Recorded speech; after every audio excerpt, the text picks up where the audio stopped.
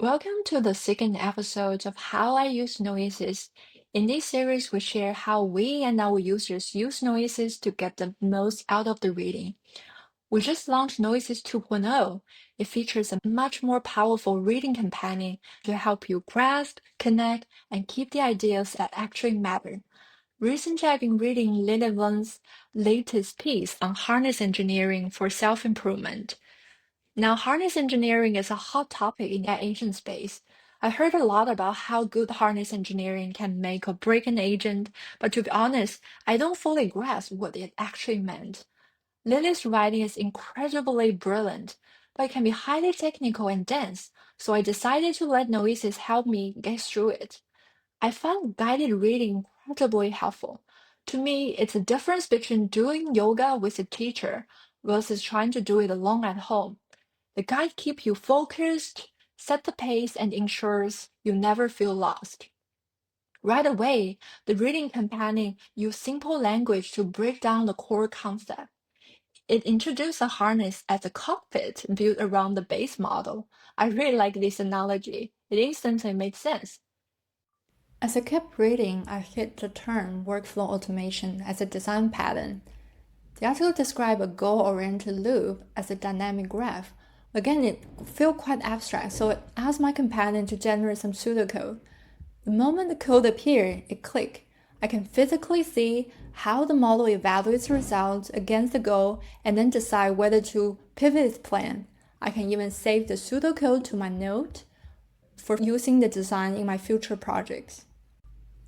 While we're talking, the companion also actively suggests the key concept mentioned during the conversation, and then I can decide whether the concept is worth keeping. It will generate a concept card and save it in my second brain. And it completely shifts reading from a passive habit to an active dialogue. Once I save the concept card, I can go to the brain for a review. I can even do some active recall. Next, I hit a new concept called agentic context engineering. It breaks down into three parts: the generator, reflector, and the curator. Even looking at the diagram, it feels pretty theoretical. So I asked Noesis to generate a failure case to show how they actually work together. The best part is you can use the real problem you're dealing with. For example, in our own agent development, we often run into issues where a tool call fails to trigger when it's supposed to. Noesis generate a walkthrough of this exact scenario.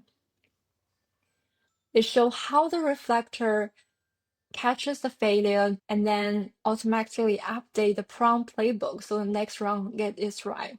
Seeing that walkthrough instantly turned an abstract theory into a practical fix I could apply to my own code.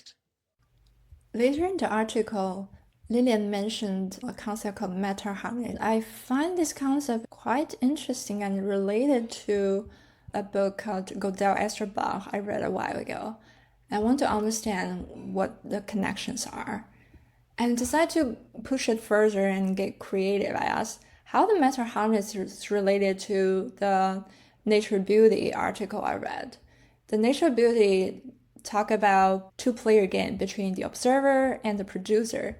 And the reading companion mentions some really interesting connection. It says the harness is a beauty player. The entire job is to create a key that fits the model's lock. And just as the flower evolves colors to attract a bee, the mental harness evolves code to attract the model's intelligence toward the correct solution. So the more connections you make between the new idea and your past knowledge, the less isolated it feels. It stops being a random fact, it becomes part of how you think. I hope this gives you a good sense of what the new reading companion can do. It doesn't just summarize, it guides you, demystifies what's confusing, and actively surfaces concept worth keeping. It ensures you are truly reading with the text, not just at it. Give Noesis 2.0 a try and let us know what you think. Thank you.